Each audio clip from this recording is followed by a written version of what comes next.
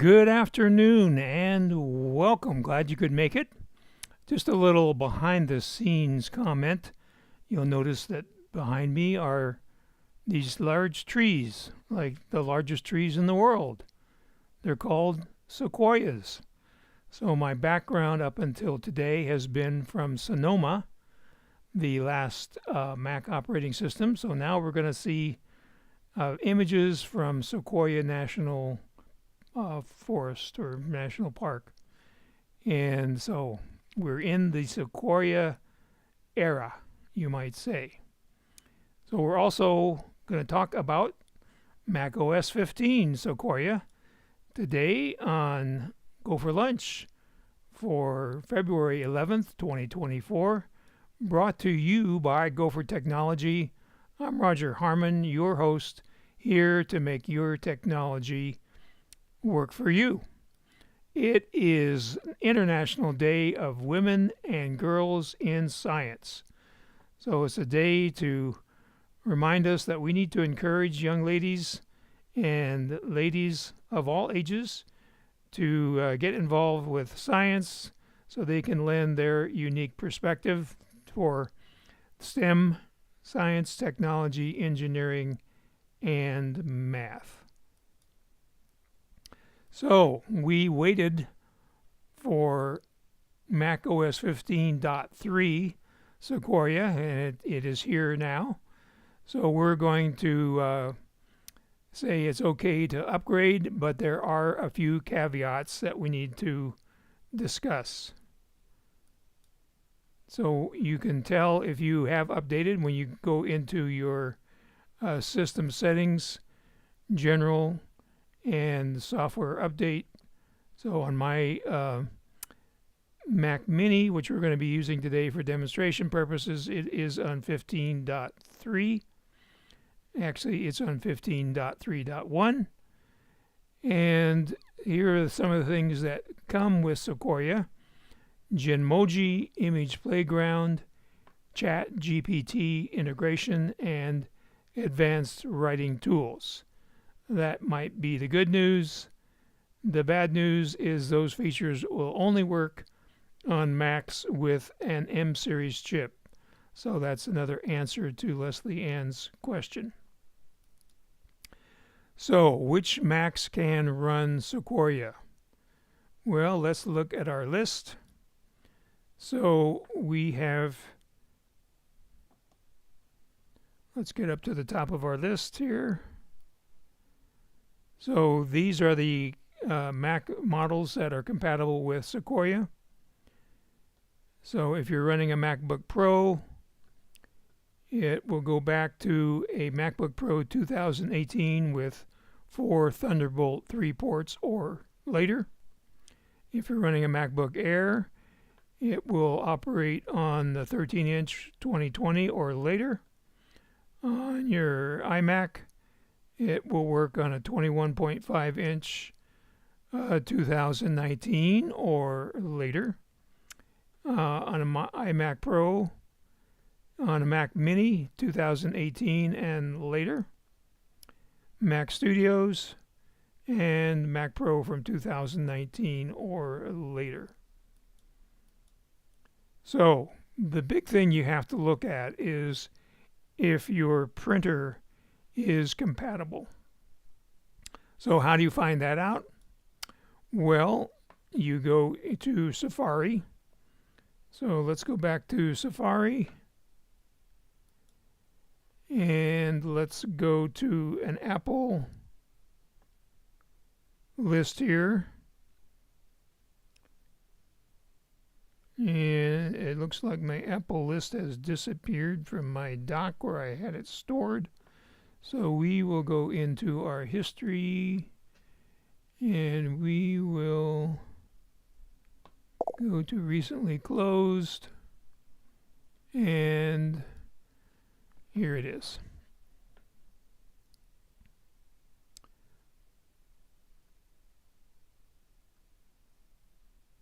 Okay, that's not it.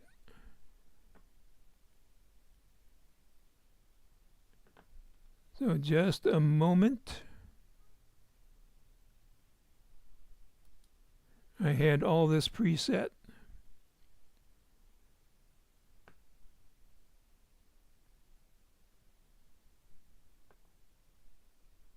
Here we go.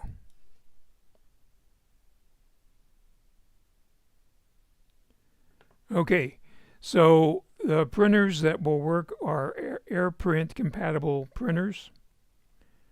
So most recent printers in the last, say, 4 years or so have AirPrint technology built into them. And so to use AirPrint, you don't need to install an additional driver. You just connect your AirPrint printer to your Wi-Fi network, and then you choose it in your print dialog when you need to print from your Mac or your iPhone or iPad. So this is a very, very long list. So the quick way to find your printer would be to use a feature in your Safari browser, which is Command F for find. So, for example, if you have a HP Envy 4500, I already put that in the search, then you can go right to there and see if that printer is supported. So this link is down below in the description so that you can find out if your printer is compatible. So obviously, if your printer is not compatible, then you do not want to upgrade to Sequoia unless you want to buy a new printer. So howdy Bob.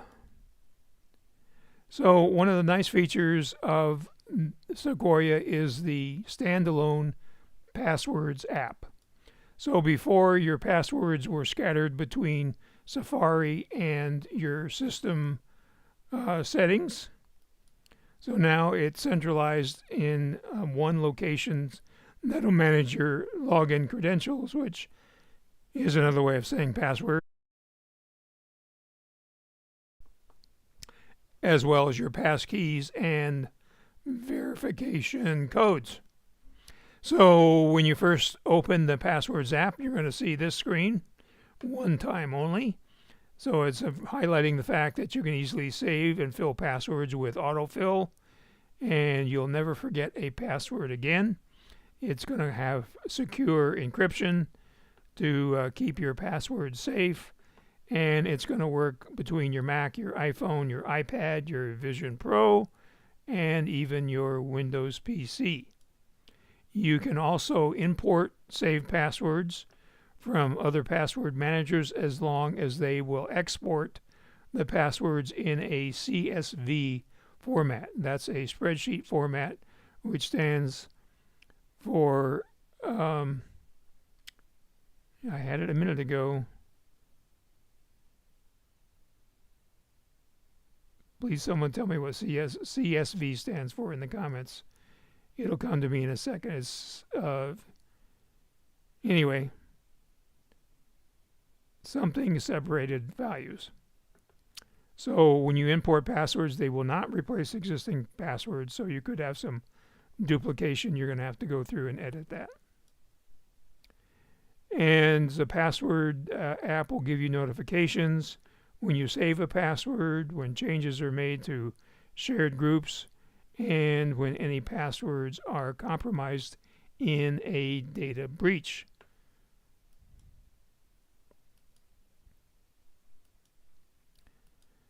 So the app will use end-to-end encryption and requires authentication either using Touch ID or an admin password. So if you have an admin password, which is the password that you use to unlock your Mac, that is long, you may want to change that to something a little shorter, because if you use the password app, you are going to be using that more often. And again, it will synchronize with all of your devices.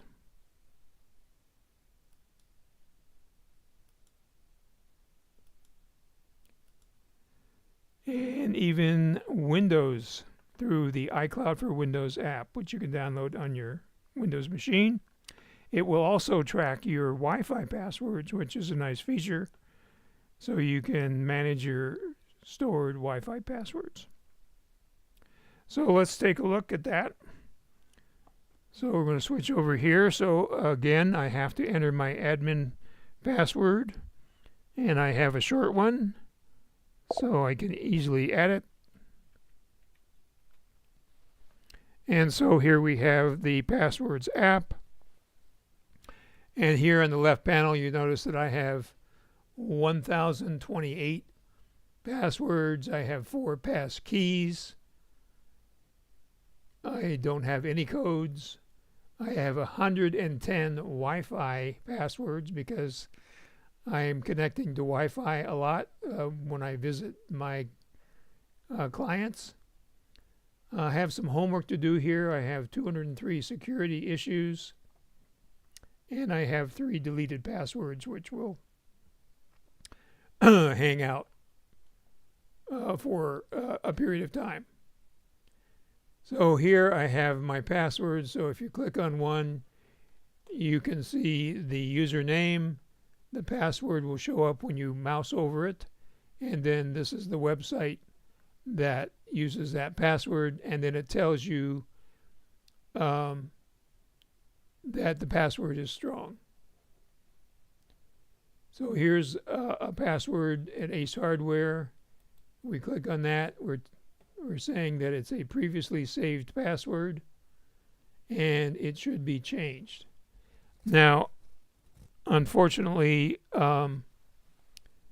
the way this works is that it's dependent on the website developer. So on some websites, the password manager will allow you to change things. You have to put in your old password and then a new password.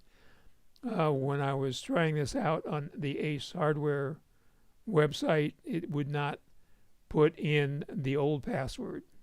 And then when I tried it later, it would not put in a new password. So you're going to have to kind of play with that. And again, it's dependent on each website, how it was constructed. So be aware that it's not going to be foolproof. It's not going to work on every website.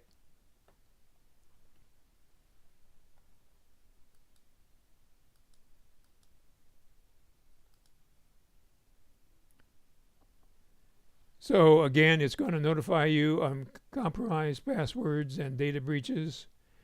So another nice feature is you can create a password share group, and then you can share your login credentials with your contacts. So let's look at that. So up here is a little plus sign. So you click on that, and you can add a new password just if you just want to add it. And then up here under File, you can add a new shared group.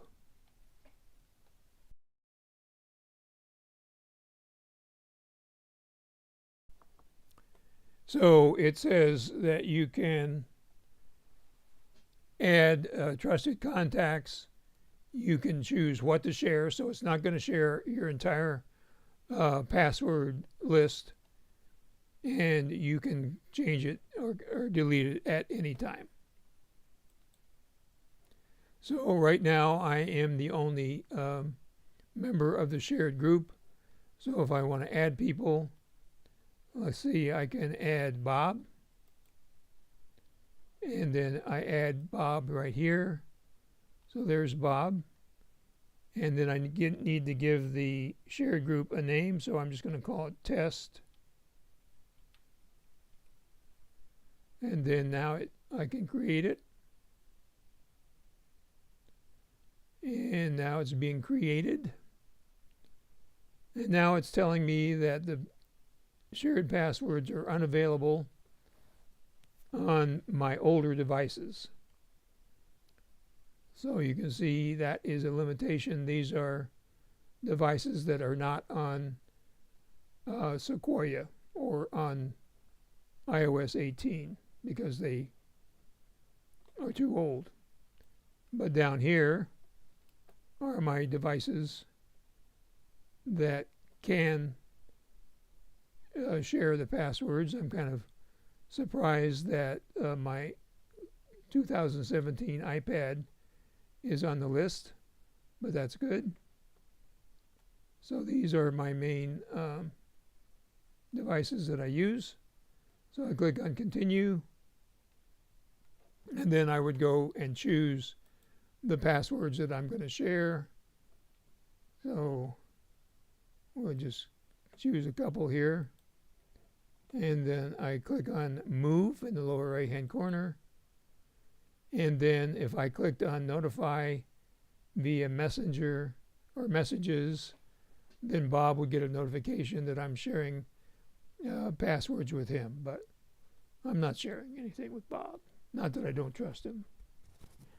So up here now we have our shared group. If I click here, then I can delete the group. So again, I have total control over who and how and what I share. And now that group is gone. So nice feature. Again, you have total control. So let's talk about enhanced window management. So now there's improved window tiling and organizational tools that are supported, allowing you to have better multitasking and workspace organization. So let's go look at that. So we're going to go back over here to our Sequoia equipped machine. So we're in full screen mode. So to get out of full screen mode, we're going to pop up here to get the menu bar to show up, and click on the green bubble and click on exit full screen. Okay, so now we are showing the tiling. So that was accomplished here by going to the green bubble, and it's a little tricky, so we're going to go back here to exit full screen and try again. There we go. So I got here by clicking on this pane with the 4 rectangles. So that's what I have on the screen now, is 4 tiles. Now if I wanted to change it to 3, I would click here, and so you can see that changed it to 3. We go back up here. If I want to change it to 2, we got 2. We go back to the green bubble. If I want to have them top and bottom, so that doesn't always work the way you expect. So here I'm going to go to this one, and I'm going to tell it to go to the bottom. So there we have top and bottom. So it's still, you might say, a little buggy, but you get the general idea of how it's supposed to work. Of course, this is only going to really work on a large screen monitor like a 27-inch iMac or a 24-inch iMac on a 14 or 13 or 15 or 16-inch MacBook. Probably not going to be that handy. So our next feature is that reminders now integrate with your calendar. So now you can view reminders in the calendar. So when you schedule a task from the Reminders app, it will appear in the Calendar app. So now you have a comprehensive overview of your events and your to-dos. So you can create reminders right from the calendar. You can add new reminders directly from the calendar without switching back to the Reminders app. And you can synchronize it, because any change you make in either app will be reflected in both. So you have consistency across all your platforms, and you can mark reminders as complete or incomplete directly in the Calendar app. So let's look at that. So here we are back to our Sequoia machine, and we're going to go into our calendars, and we're going to go full screen here.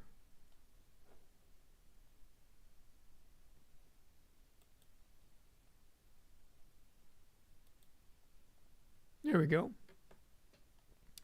So I know that I have on the 17th, or the 18th that is. So here's my calendar for the 18th. And I know this is kind of small, but I have a reminder. So you can tell it's a reminder because it has a little circle to the left of the entry. So I have a reminder here to put out my recycling, which gets picked up early in the morning on the 19th. So I can click on that. And if I click in the circle, that will mark it as complete. So that's the way, and you see it's a different color. So you can see easily that it kind of stands out from your other calendar entries. So I should be able to get info. There we go. So I can edit it right here. I can change the date. I can change the time. I can add a location. I can tell it to remind me when I message a person, which is a new feature. I can set it up to repeat. I have it set up to repeat bi-weekly because my recycling gets picked up every 2 weeks. I can assign it a priority, and it is in my reminders list. And I could attach a URL to it, or I could even add an image. So that's a nice feature for keeping everything in one place that's easy to find. So again, you can edit the reminders in the calendar app, and all this will sync between all of your devices that are running iOS 18, iPad 18, and macOS 15. So it just streamlines your management by putting everything in a single interface, and potentially reduces the need to switch between apps and improving your overall productivity. The weather app has some updates. So now the app will prominently display the feels like temperature near the actual temperature when there's a significant difference, making it easier to access the comfort levels. I just heard a wind gust outside, so it's a little windy right now. So we'll see what that looks like. It's displayed in the center of the compass for a better visualization of wind direction and speed. And then there's a new dedicated precipitation section that provides detailed charts for daily rain chances, total precipitation, and intensity. And if you're into the metric system, you can change it. So let's look at the weather app. So we're going to go over here to our Sequoia machine, and I'll just get this out of full screen mode. And now here's our weather app in the dock. And we'll put this in full screen mode.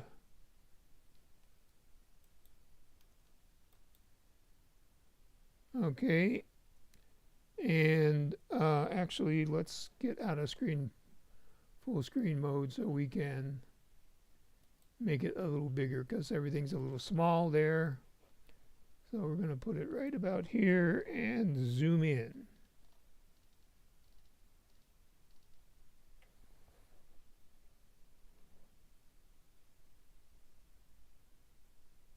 There we go. So hopefully you can see that a little better. And so this is the map. Now this map can be changed. So you can notice here that the feels like temperature is not shown up here. But if we scroll down,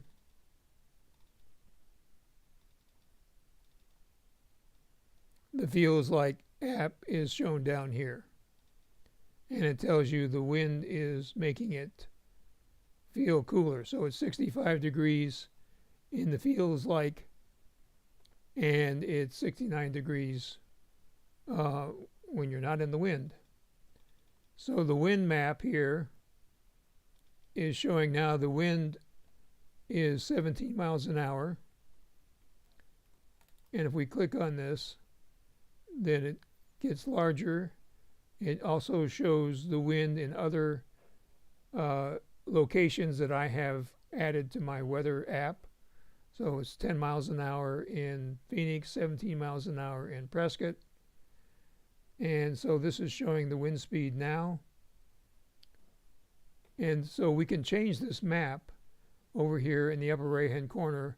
So this icon looks like 3 stacks of paper. Then I can change it to precipitation. And of course there's no precipitation in the forecast, so that extra precipitation data is not showing up. But then I can also look at my temperature map. So you can see here from the chart, we're in the 60-degree range, which is kind of the yellow. And then the blue is colder, so you can see up here around Flagstaff it's colder.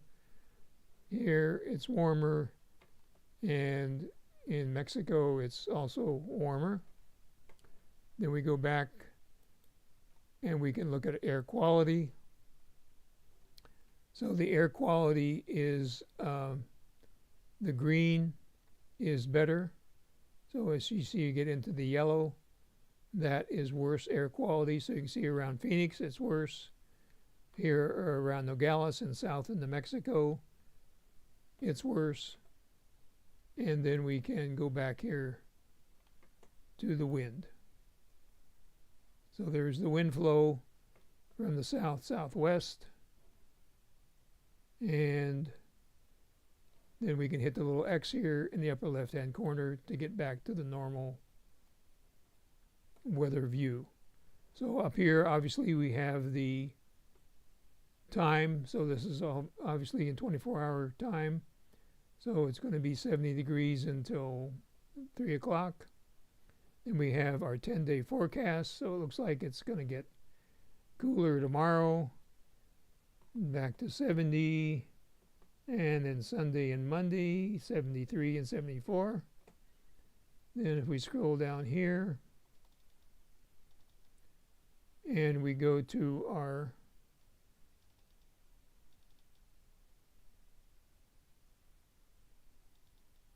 data down here, so you see no expected rain in the next 10 days.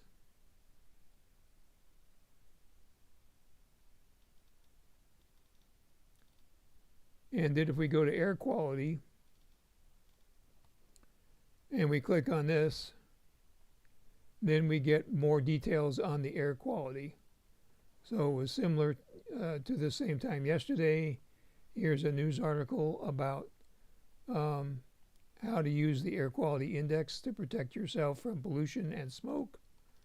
Here's some health information about air quality and the primary pollutants. So the carbon monoxide is the most prevalent, and it looks like particulates are the next here. So you can see sort of what is causing your air quality. Fortunately, sulfur dioxide is very low. So those are the additions to the weather app.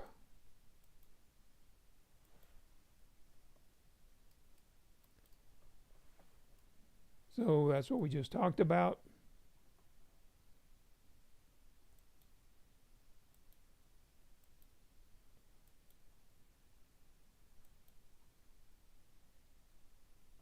So it will recommend outdoor activities when the air quality is good and suggest things like masks and air purifiers when it is poor.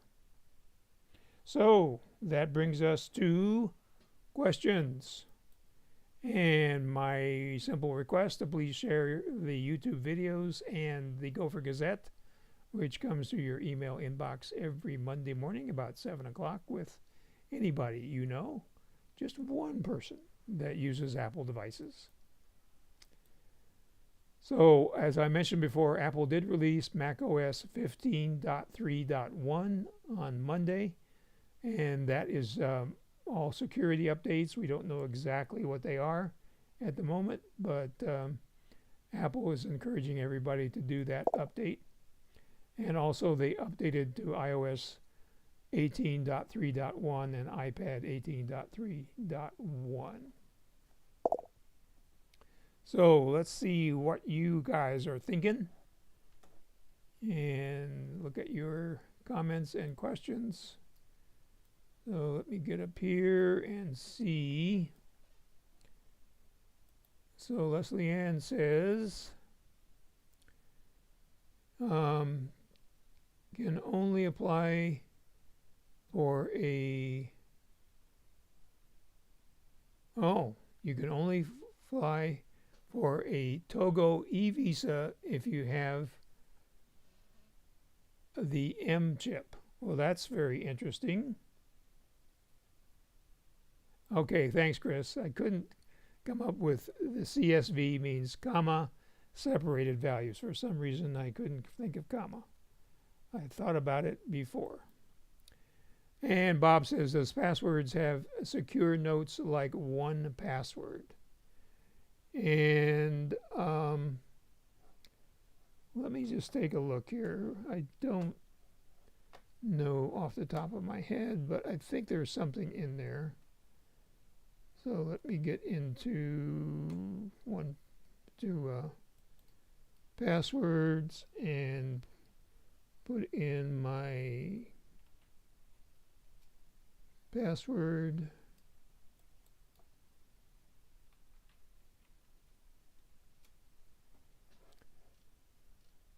And switch over here. Move this over so you can see it. And let's see here.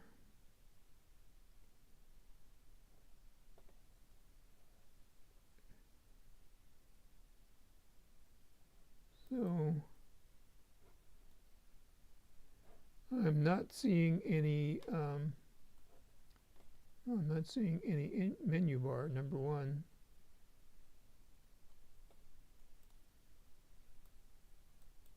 So I don't think so. Good question.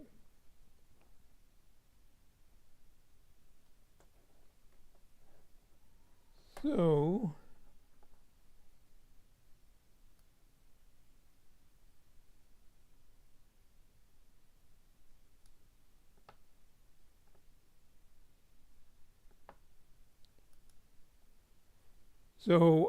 the answer to that is no.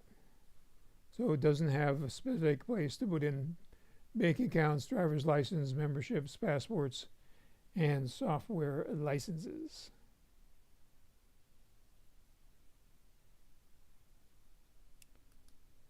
So Chris says he hadn't seen anything in it about Sequoia and Mac rumors.